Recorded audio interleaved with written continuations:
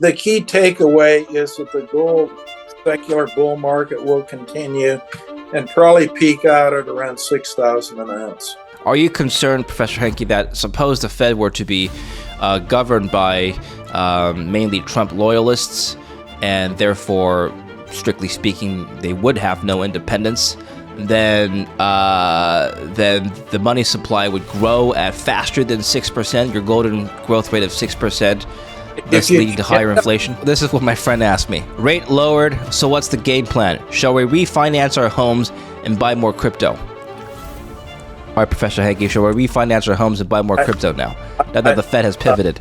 Steve Hanke returns to the show. He is a professor of applied economics at Johns Hopkins University and a regular guest on our program. We'll be talking about central bank activity, what happened in the last week and a half, what's about to happen in the next quarter, what's going to happen to asset prices, what's going to happen to gold. We'll talk about all these themes. Professor Hanke, welcome back to the show. Good to see you. Good to see you, David. Let me just read to you in chronological order what the major central banks of the world did in the last week and a half. Major week for all central banks around the world, all the major central banks around the world. And importantly, the Fed, as you know, in the U.S., pivoted for the first time in many months. So the ECB first, September 12th, the European Central Bank held rates steady. On Thursday the 17th, the Bank of Canada cut rates by 25 basis points. On the 18th, the U.S. Federal Reserve cut rates by 25 basis points. On the 19th, the Bank of England held rates steady. And the Bank of Norway on the same day cut rates by 25 basis points. And on the 19th, the Bank of Japan held rates steady, although they're simultaneously announcing a sell-off of $250 billion worth of ETFs in their treasury. So that's just a summary, Professor Hanke. What is going on right now? There doesn't seem to be, or maybe there is, cohesion amongst the central banks to plan a global pivot, or maybe they're just all reacting to individual domestic monetary policy needs. I'll just let you comment on your reaction to what happened to last week and a half. Yeah, David, did you in that laundry list? Did you get the UK in there? Yeah, the UK was on the yes. The UK was on the 19th. They held rates steady at 4%. Okay, fine. So let's go through these. One thing that's very important for people to latch on to is that the central driver always is the U.S. Fed. I mean, the dollar is the international currency. The U.S. is, by most measures, still the biggest economy in the world, and the U.S. is a major hegemon and an imperial power. So they tend to follow and use the same methodology as the Fed with local variations. Let's put it that way. But let's start with, shall we start with the U.S. actually, since that's okay. So let's start with a big elephant in the room, and that was the U.S. Fed. Then, if that in a way that the elephant is leading things. Yes. And the Fed did cut the Fed funds rate. That's the overnight borrowing rate, the one that the Fed really controls, by 25 basis points. And the interesting part of that is that under tremendous pressure by President Trump, the Fed didn't blink, basically. The Fed did really what they wanted to do, I think, and what the markets anticipated that they would do. There was about a 94% probability that they would reduce the Fed funds rate. If you look at the Fed funds futures market and the Chicago Mercantile Exchange, that's what the markets thought were going to happen. That's what did happen. And going forward, by the way, the Chicago Mercantile Exchange, the Fed funds futures market, doesn't think Trump's bullying will rattle the Fed going forward in its October meeting or its December meeting. If you look at the probabilities for those, David, they're running as follows: a 25% basis cut, 77% probability of that in the October meeting. And if you go to the December meeting, they think there'll be another 25 basis points cut. And that probability is also, 70%. So that's the kind of story around the Fed. Now, the interesting part of this is that, people ask, well, what's that going to do to mortgages? Is this going to stimulate things and so forth? Right. And the answer to that is no, it's not going to have much of an effect. And if you go back to September of 2024, the Fed actually reduced the Fed funds rate by 50 basis points a year ago. And in the next 2 months, the 10-year yield went up 50 basis points. And the 10-year bond is a thing that mortgage rates are really geared on. And what happened to the mortgages? 2 months after the Fed funds rate went down 50 basis points a year ago, the mortgages actually went up 75 basis points. So what this tells you is that whatever the Fed is doing with the interest rates, it isn't dictating what's going to happen in the market. The market is something else. The Fed does control the Fed funds rate, granted, but they don't control the longer term yields and the 10-year or the mortgage rates. At least they don't control them directly. And as you can see, a year ago, Fed funds went down quite a bit and the yields actually went up, not down. And why is that? Because the market expects more inflation to be coming into the system if those rates go down. So at any rate, what could the Fed do if they really wanted to stimulate the housing market by reducing the mortgage rates, specifically the mortgage-backed securities? They could stop quantitative tightening, because the quantitative tightening they're getting rid of those mortgage-backed securities, or letting them run off the balance sheet with quantitative tightening at the Fed. And if they stop that would tend to bolster the price of mortgage-backed securities and obviously lower the mortgage rate. So I think that's what they should be doing. And the key there is quantitative tightening. Quantitative tightening is what they should be doing, not fooling around with these interest rates and obsessing with those, because the money supply is still growing at an anemic rate, 4.8%. Hanke's golden growth rate, a rate consistent with hitting a 2% inflation target's a little over 6%. So the way to do that, in short, to loosen up monetary policy a little bit, you should stop quantitative tightening. We've talked about this before, and the lesson for your viewers is this obsession with the Fed funds rate is a misguided obsession. Look at the money supply. What is going on with the money supply, and what's affecting the money supply big time? And quantitative tightening is a factor that's influencing the rate of growth in the money supply and keeping it at a very anemic rate. In other words, the Fed actually has a tight monetary policy, and they say they do. Quantitative tightening, the word tightening is even in that phrase, quantitative tightening. So that's kind of the Fed thing.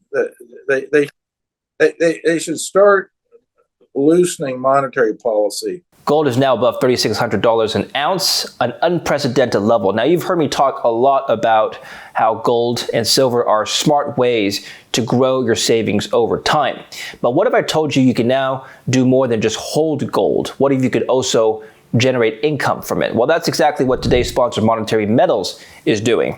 They're redefining how people invest in gold and silver. Instead of paying to store your metal or letting it sit idle, now you can get paid to own it. Right now on their marketplace, you can earn up to 4% yield on gold paid in gold. That means your savings grow in actual ounces, not dollars, on top of any price appreciation. Yield is deposited monthly in physical gold, which you can redeem and take delivery of. Thousands of investors are already generating a consistent yield in silver and gold, so it's about time you look into this as well. Go to monetary-metals/Lynn, link down below, or scan the QR code here to learn more. Donald Trump made this post on Truth Social. If the Fed had followed what we published, they would have raised rates in early 2021. The entire organization is broken. Goes on to say, they don't believe that money supply matters. It's like the Pope not believing in Jesus. We think that's a much bigger problem than this notion that they are dependent or they're not independent. Chair Powell was late to raise rates. They need to come down here. There's no question about it. I wonder, Professor Hanke, suppose Trump gets his way and he implants certain Fed governors, or maybe even a Fed chair by next year, that is loyal to him and wants rates lower, and perhaps even now recognizes the money supply as being important, whereas the current Fed doesn't. What will change? What happens when we have a Fed that once again realizes the importance of the money supply? What will they do differently? Well, they loosen up monetary policy, and they'd stop quantitative tightening, and by the way, that the significant part of that is the last part where the Fed not recognizing the money supply is like the Pope not recognizing Jesus Christ. So that is the key to the thing. Trump is on this, and I think I told you I've had a couple meetings at the White House in the last month, and I did deliver a copy of Sakurki and Hanke's book, Making Money Work, where the key front point is start looking at the money supply again. That's what drives the economy. So Trump, I don't know where he got the message. Maybe somebody whispered in his ear or did the tweet, but he got the money supply thing right. Now, exactly how they would implement and so forth gets into the weeds of that's another story.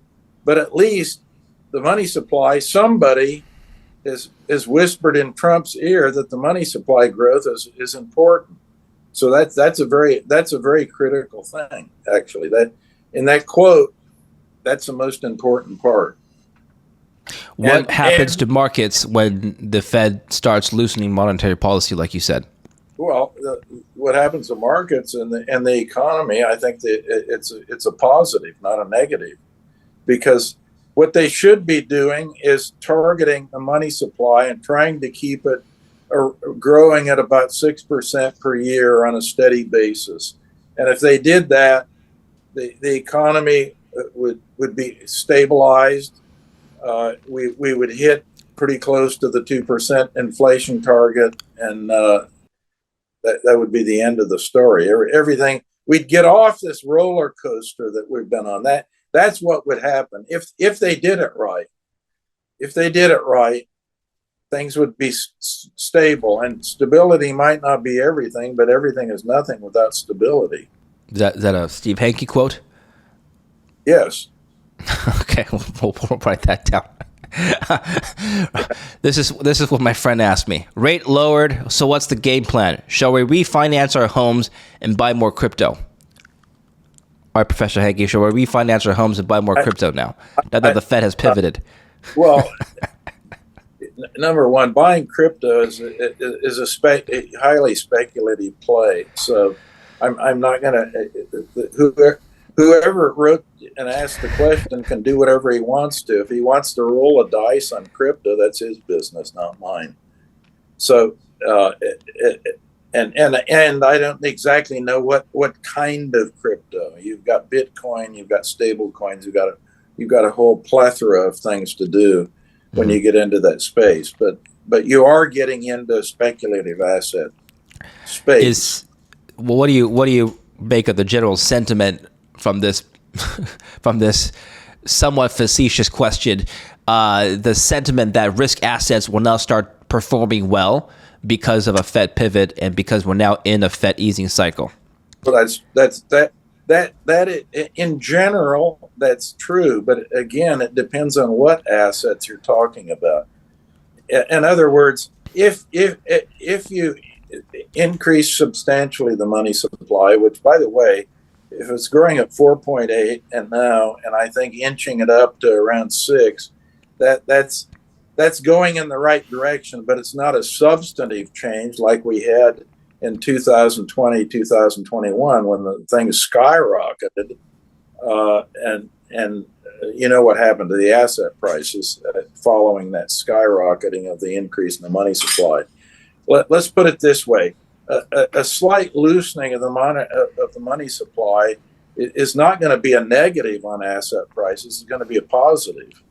It's not going to slow them down, or maybe prick the bubble that exists in the stock market. The stock market, for example, is in a bubble, but we don't know whether the bubble's going to pop or whether it's just going to slowly deflate. But it's very pricey, it's overhyped, and it will come down eventually to more reasonable valuation levels. But we don't know when or exactly how that's going to occur. The notion that the Fed is cutting into a slowing economy, as evidenced by even Jerome Powell is admitting now a weakening labor market. Some say that that may actually be perceived as negative for markets because, if you're cutting into a slowing economy, you're cutting out of necessity, and they may actually signal panic from the Federal Reserve, as opposed to cutting into a growing economy, which may be a boom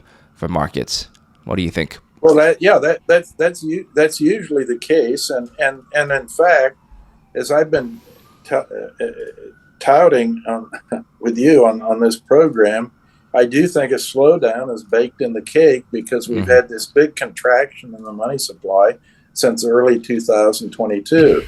I mean, the stock of the money now in the economy is not much higher than it was in April of 2022. So we've had 4 contractions like this historically in the United States since the Fed was founded in 1913, and all of them have led to recessions. One actually led to the Great Depression, of course, the contraction in 19. On the topic of Fed independence, I want to get your reaction to this Goldman Sachs report on what may happen to certain assets if the Fed does lose their independence. Goldman says gold could near $5,000 if the Fed loses their independence. So if the Fed's independence is damaged and an investor shifted just 1% of the privately owned U.S. Treasury markets into gold, then the gold price could conceivably rise to $5,000 an ounce. The underlying assumption here is that a scenario where Fed independence is damaged will likely lead to higher inflation, lower stock and long-dated bond prices, and an erosion of the dollar's reserve currency status. In contrast, gold is a store value that doesn't rely on institutional trust. This is from a major investment bank. How would you respond to this? Well, number one, they've gone through some assumptions, and with those assumptions, they've come up with a target price of $5,000 an ounce. I not using those assumptions, but a more standard kind of thinking, and that is what's going on with the growth in U.S. disposable income. I think that this secular bull market in gold that we've been in, David, will maybe end up at $6,000 an ounce, not $5,000. But mine is based on not all these assumptions they've made about Fed independence and what's going on with the bond prices and dollar and all this other stuff. It's a much more straightforward methodology that's worked in the past, and that is to look at what we anticipate the next peak will be in the gold price based on the last gold price peak was back in 2002, over 25 years, well, almost 25 years ago. So if you look at the gold market that we're in now, and it is in a secular bull, and I've been bullish on it almost since day one, I think a peak in this secular bull will probably come in around 6,000. Can you outline? Yes. So it's a little higher than the scenario painted by Goldman, but it's based on a completely different methodology. I mean, they have a string of assumptions, and if they plug those assumptions in, they get 5,000. So just to clarify, are you talking about $6,000 this year, next year, or just sometime during this cycle? At the end of the cycle. What would mark the end of this cycle, Professor Hanke? What would $6,000 an ounce? Okay, fair enough. Okay. All right, moving on. Are you? What happens? What does $6,000 an ounce mean for the U.S. dollar and inflation? Well, again, this gets out in the weeds on all kinds of assumptions you have to make and so forth. I think the key thing is we're talking about the gold market, for God's sakes, and where is gold? Is the gold market in a bull market? Yes, it is. Will a bull continue? Yes, it will. Where will it probably end up peaking out at? 6,000. Yeah. Now, what more do you want, for God's sakes? You want to get out and ask me, how's this going to affect the way I tie my shoes and so forth and so on. Well, I'll tell you why I asked, because a couple of years ago, when I first started covering the gold market, people were saying, well, if $5,000 gold is a reality, that means all sorts of apocalyptic scenarios. That means, world war. That means the dollar's collapse. That means the stock market's collapse. That means inflation's gone out of control, so on and so forth. These are some of the scenarios from a few years ago. That's leading into the kind of analysis that was behind the Goldman report. So you don't think that we need major economic shock for gold now to spike up to 6,000? That's not what you're saying. No, that's not. Okay.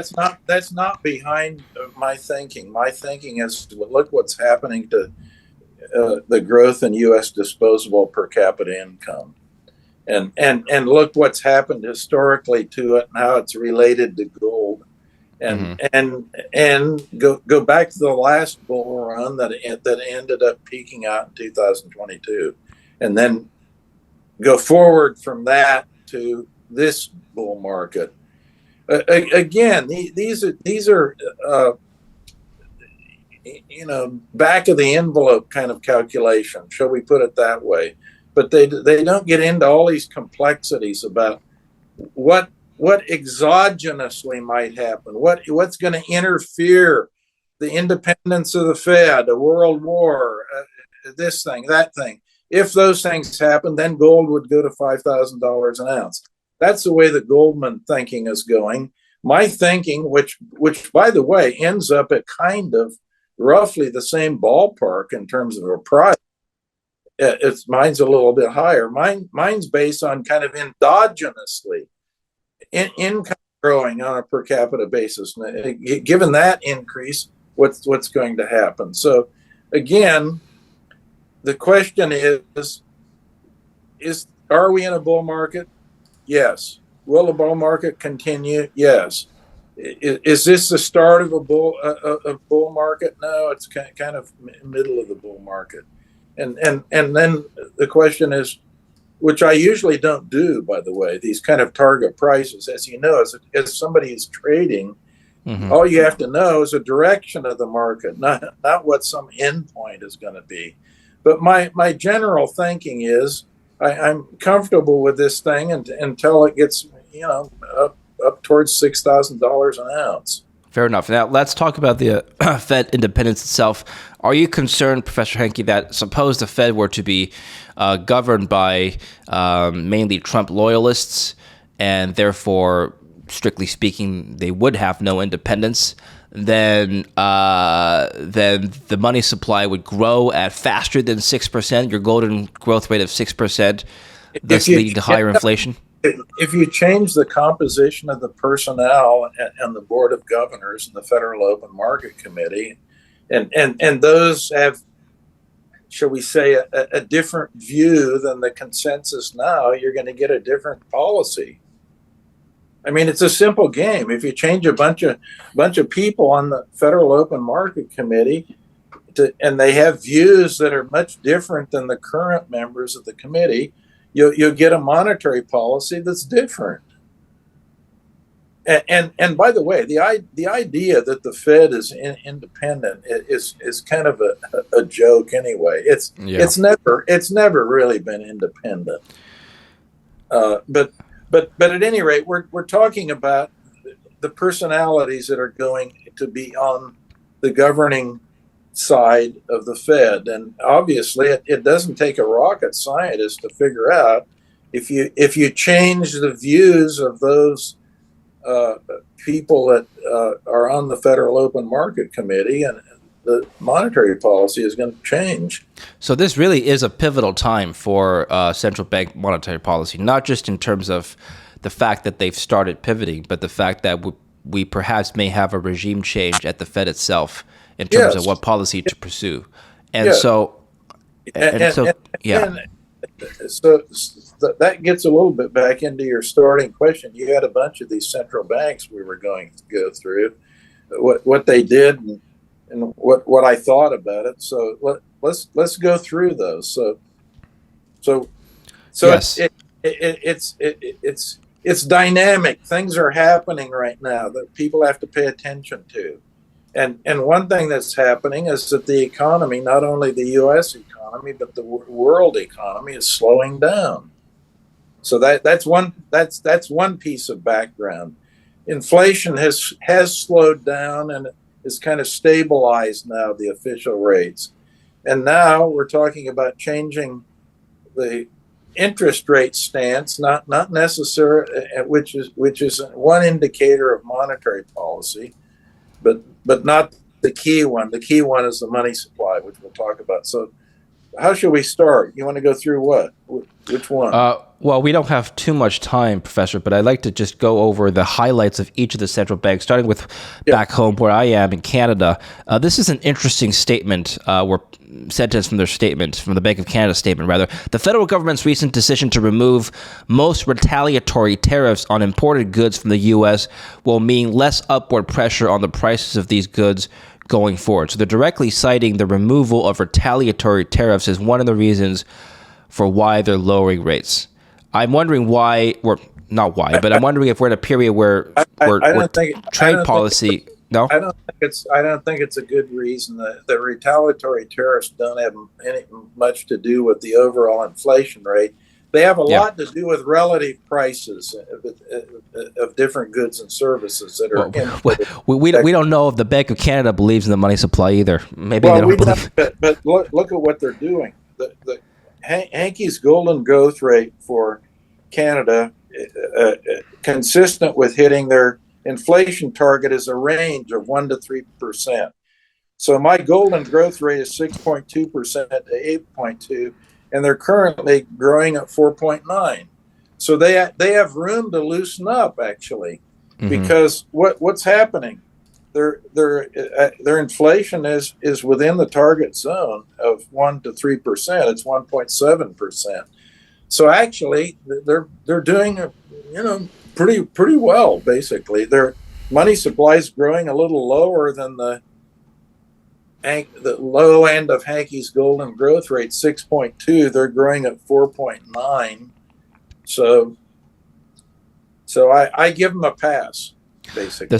The Bank of Japan. I don't give them a pass on the reason that they didn't do anything, but I give them a pass on what they're doing. Well, maybe they're just following the Fed with no other major reason.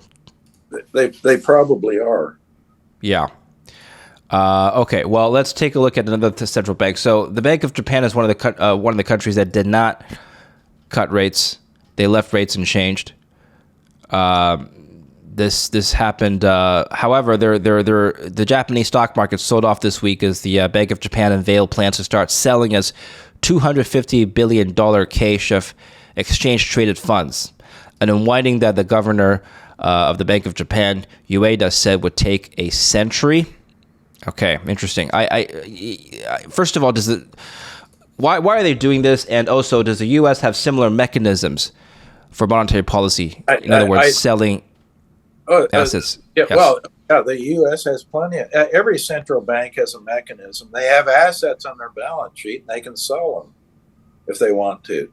They can shrink their balance sheets. They could do literally quantitative tightening if they wanted to. That's what the U.S. is doing. It's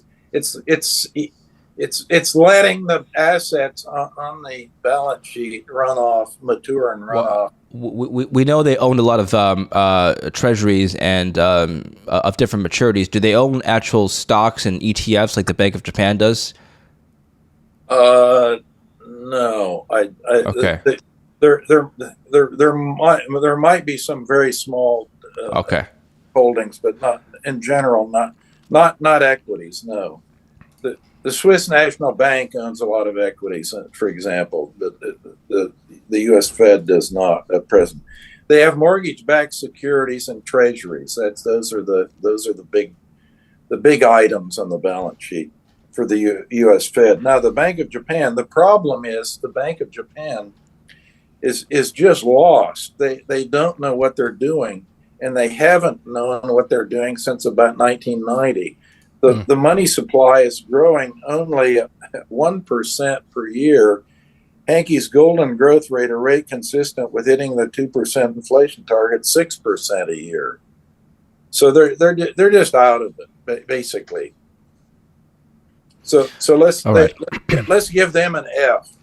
We gave Canada a pass. Canada passed, and Japan flunked. Let's go to the next.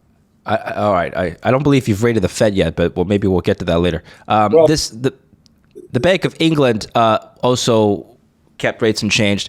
I just want to read what they did, and then I'll ask my question. The Bank of England voted to keep rates unchanged on hold on Thursday as it weighs up sticky UK inflation with an uncertain growth outlook in jobs market. Okay, so the Monetary Policy Committee voted 7-2 to keep rates steady at 4%. Two members of the MPS in favor to reduce the separate benchmark bank rate by 25 basis points. The September decision to hold rates was widely expected. Professor, let me just say this. The first sentence, they voted to keep rates unchanged because of a sticky inflation situation with uncertain growth outlook. That sounds exactly like what's going on with the U.S. Powell even admitted that the growth outlook for the jobs market is relatively uncertain. I'm paraphrasing here.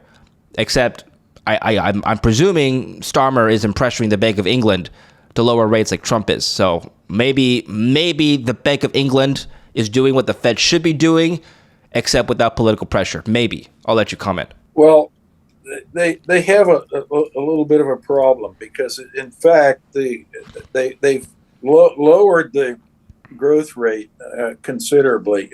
Again, they're not looking at the money supply, unfortunately, with the Bank of England, but the growth rate is down at year over year 3.7%, and again, Hanke's golden growth rate, one consistent with the 2%, is about 5.7%.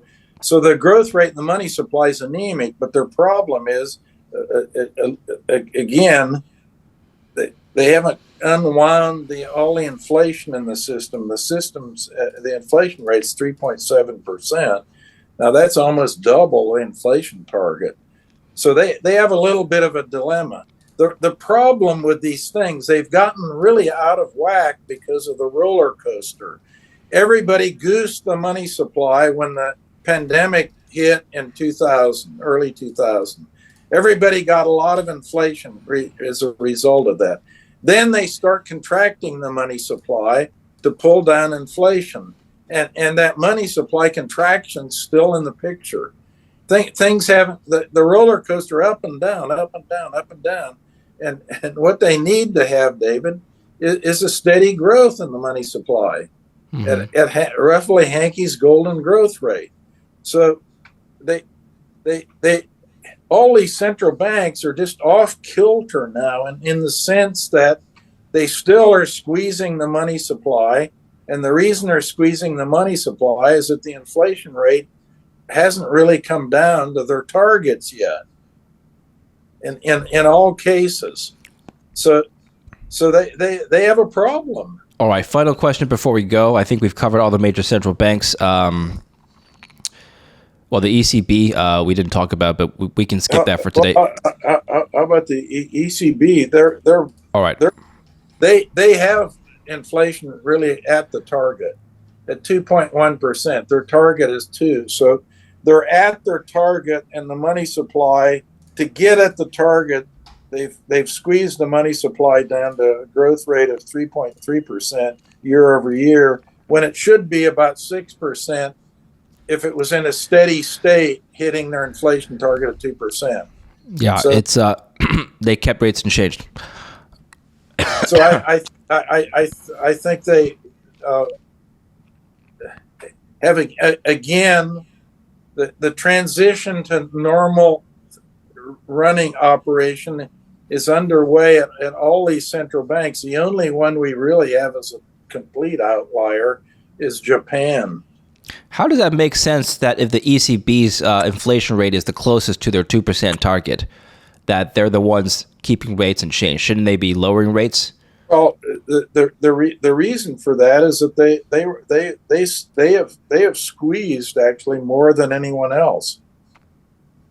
Excuse me, you're talking about the ECB? Yeah, if the ECB's inflation rate, like you said, is the closest to target, why aren't they lowering rates? Isn't that counterintuitive? No, because what the inflation rate today is based on what was going on with the money supply a year or two ago. What was going on with the money supply at the ECB a year ago? It was we were down at almost no growth in the money supply. Precisely in June of 2024, it had started increasing, but it was only 2.4%, the growth rate in the money supply. And 6% is the rate consistent with hitting the inflation target of 2%. So I'm not surprised the inflation has come down, because we had actually, if we go back to this, if we go back to June of 2023, it was only growing at 0.9%, the money supply year over year. So that's why the inflation has come down. It's, again, this is a trick. The money supply is the key determinant of the inflation rate. But what money supply? It's the money supply changes that were going on a long time ago in the past. And they only feed through with a long and variable lag into today's inflation numbers. So that's why all of this is very tricky to even discuss. Final question before I go. I know you're on a time limit today, Professor. What happens to the dollar now that we've got somewhat of a divergence of central bank policies around the world? Dollar's going to keep weakening, and get into the key dollar price is a dollar euro rate, and I think the fair value is 120 to 140, and we're at about let's just look. It's around 117, 118. I haven't actually looked today. Today, as we speak, it is 1.175. Just about exactly where I thought it was. So it's still strong. It's on the strong end of things, David. It's stronger than 120, which is my strong end for the fair value range of 120 to 140. So I think that the dollar will slip into the fair value range. It will go from 117 to weaken to 120 and further into that range. I've heard 130 is the weakest number, but yeah, so people agree with you there. No, 140. Okay. My fair value range for the dollar euro is 120 to 140. It's at 117 now.